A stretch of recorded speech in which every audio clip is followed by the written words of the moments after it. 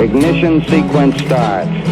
6, 5, 4, 3, 2, 1, 0. Liftoff. We have a liftoff.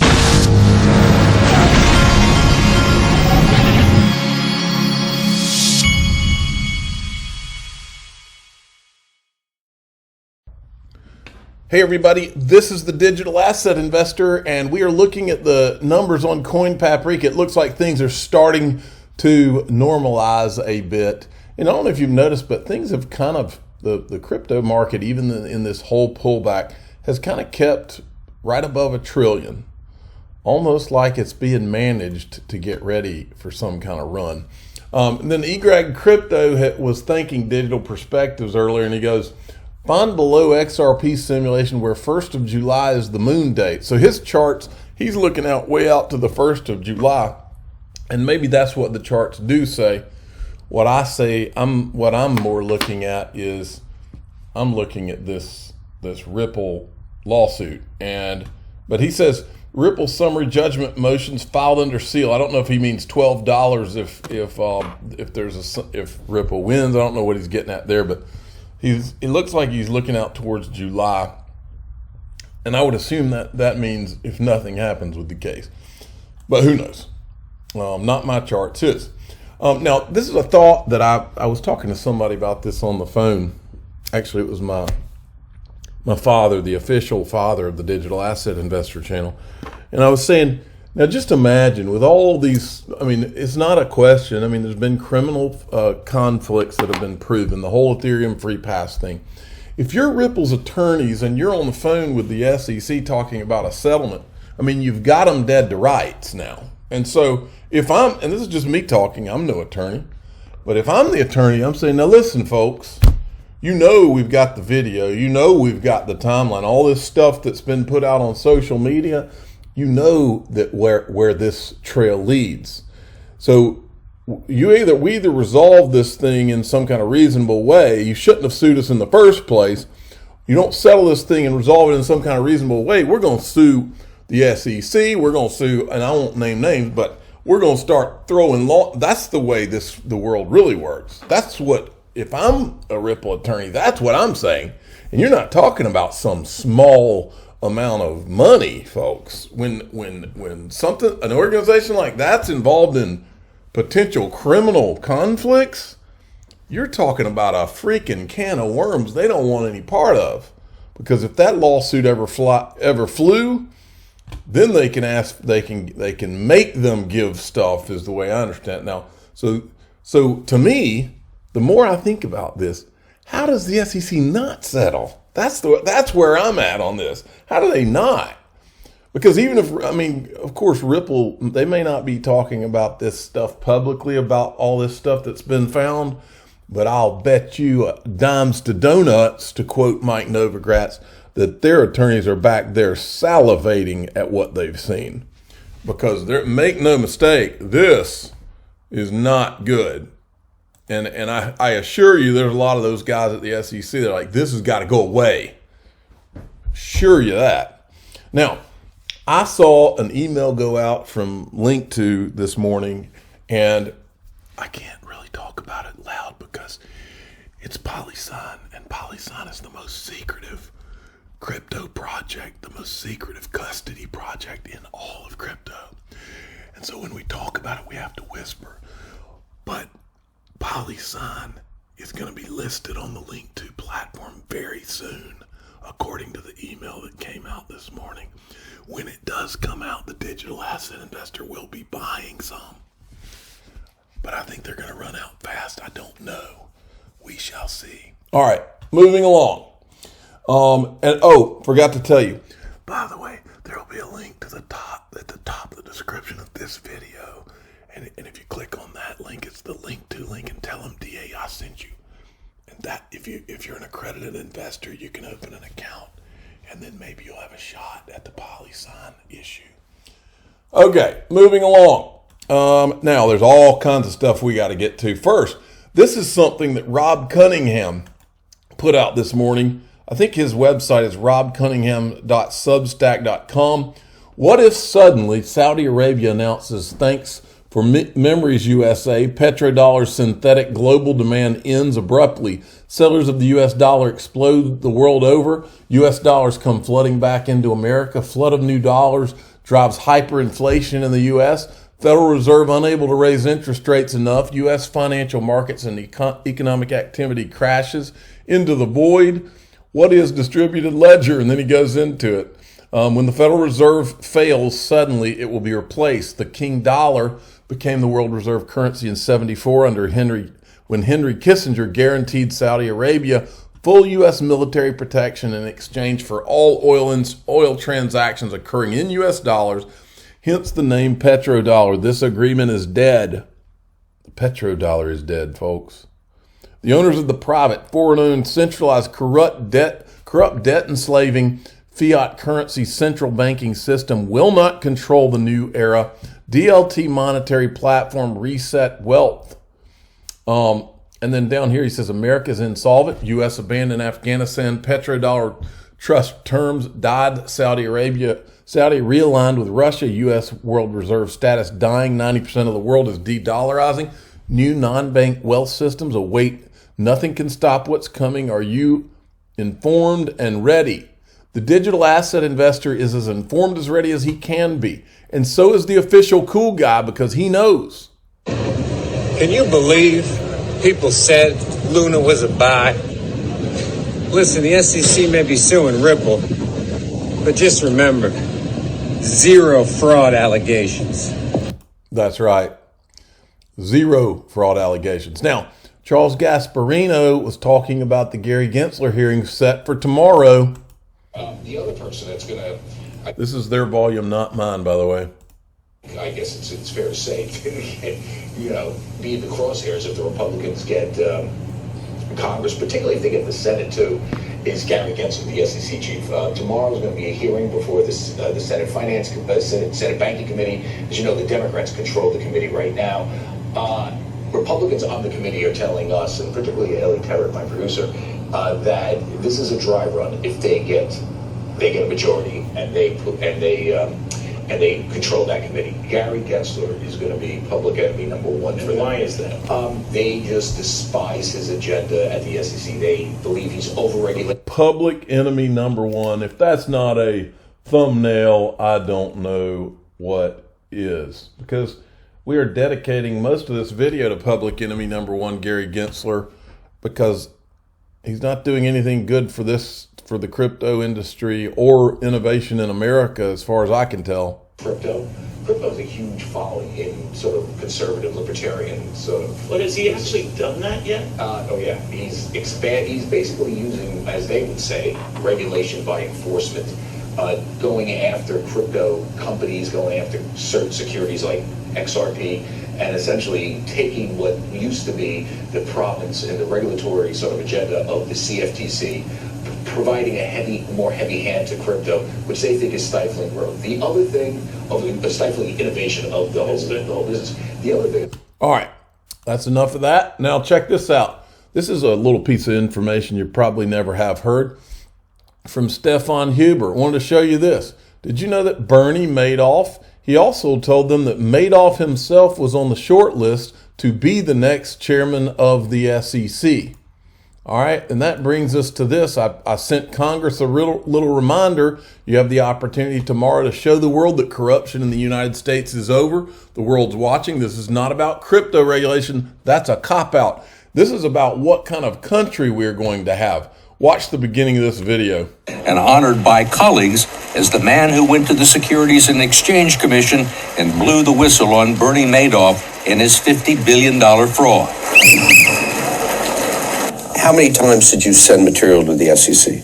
May 2000, October 2001, October, November, and December 2005, then again June 2007, and finally April 2008. So 5 separate SEC submissions.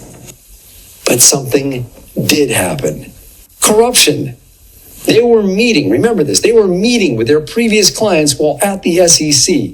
Clients with very strong interests in outcomes that they ruled over in their government posts. Hinman even continued to earn $15 million from his previous law firm the whole 3 years he was at the SEC. You're either a horrible lawyer who can't see the conflict of interest. Okay, we've shown this video before. This is great stuff. But anyway, that's from a video I did from a while back, and I'm showing all this stuff because tomorrow is Congress's chance. You're going to know very clearly where your Congress stands after tomorrow. Now, the Chamber of Digital Commerce, who I have given plenty of a hard time, has finally filed a motion for leave to file an amicus brief, motion memorandum of law. The declaration of Lila Tesler and the amicus brief are below. And then Jeremy Hogan weighed in on it. He said the chamber brief, very helpful for Ripple. It wasn't expected that I wasn't expecting this, to be honest. I was confused. Part 1 was confusing, but argument 2 and 3 are really good. Chamber's disinterest in Ripple brings a lot of credibility to the brief. The chamber is very precise in its the asset itself is not a security argument, but look at the bonus pointing out the SEC guidance says the asset itself is not a security, but SEC enforcement stated the exact opposite. Maybe John Deaton knows what he's doing after all. And finally, the chamber discusses how there is no authority to suggest that secondary sales can be considered part of an investment contract. It's an important point for Ripple as it pertains to potential damages if early sales are deemed an investment contract. So he thinks it's good. Now, we had, what was it called? The Digital Asset Summit in New York City was yesterday. Valerie Chapinick, who worked hand in hand with William Hinman, okay, back during the Ethereum free pass days, I have a dimes to donuts. She was in the meetings with Consensus and Joseph Lubin and all of that, folks. Dimes to donuts. I know what she's describing here is the experience that Joseph Lubin had when having closed door secret meetings with them. I don't know who had meetings with her besides him, but listen to this. The conversations at the SEC, and I think the chair, Chair Gensler, gave a speech last week, along with a couple other people at the SEC Speaks, is about working with us to try to get people within a regulatory framework where we have investor protection, market protection, and that is where an industry can actually start to thrive. So we at the SEC really want to promote these kinds of values that I think we all share. To promote healthy markets and investor protection. And so we're inviting people to work with us to figure out how that works. Okay, and then I asked, anyone else had this type of an experience, like Jeremy Kaufman, CEO of Library or Library.com, Brad Garlinghouse? And Library responds, Valerie Chapinick, this is their words, not mine. Valerie Chapinick is a liar. The SEC has never answered a single question from us as to how we could operate legally. Every single piece of information we gave them was only used to bring charges against us. Do not, under any circumstances, believe or trust the SEC. And John Deaton says the SEC has not protected investors in the crypto markets. I have 72,000 XRP holders, and instead of talking to us, they asked to have me thrown off the case. The leadership at the SEC, like Valerie Chapinick, the so-called crypto czar, have forgotten who they took an oath to protect. And so I think he must agree. So I retweeted that and said, pay attention, Congress. What they say is not what they are doing. And then oh, the irony. Kristen Smith, who runs the crypto industry association, the blockchain association, the same woman who has never done anything to support Ripple in the case versus the SEC versus Ripple case, and has never reached out to John Deaton, to my knowledge, not one time, to find out if John Deaton could use the blockchain association's help in his representation of over 72,000 XRP holders. This woman is sitting right there on stage beside Valerie Chapinick in a very cordial conversation without calling her out about anything, because you have to wonder if all these people are on the same team.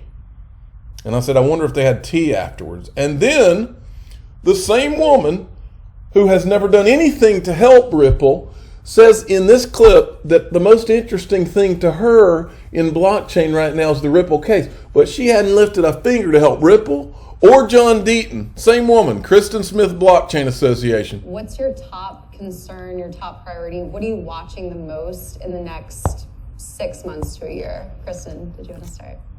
Yeah, no, I mean, I'm actually like, probably the thing I think is going to be most interesting is the Ripple case. That's moving this fall, and we're going to be hearing arguments because that's one that's been out there for a while. It's further along than any other, other item on the litigation agenda. I think from the congressional perspective, we don't have many days left. There's going to be an election. There's a small chance something could get some momentum and get done, but I think it's mostly unlikely. And so I think that's really next year. So I'm more interested in what's happening, with enforcement actions and litigation. Now, besides hearing a woman who hasn't done anything to help Ripple, do you know what I just heard in that? What I heard is, are we about to see XRP have clarity while nothing else does? Is that what we're about to see, folks? That could be the real bombshell out of that, about that clip right there. If you're really thinking this thing through, folks, if you go back to what I said at the beginning of this video and you think it through, if you're the SEC and you're trying to negotiate with Ripple, you've pretty much lost all your negotiating now that criminal conflicts in what has been done have been found. Because if Ripple, the company, looking at that, at what was been done, and what John Deaton has said 1,000 times, that he thinks this lawsuit was used as a weapon against Ripple to slow them down. And then the other day we played that damages video. Do you know what the freaking damages that Ripple could go after some of these people for? Do you have any idea what the damages? And I'm no attorney, but you put all that together.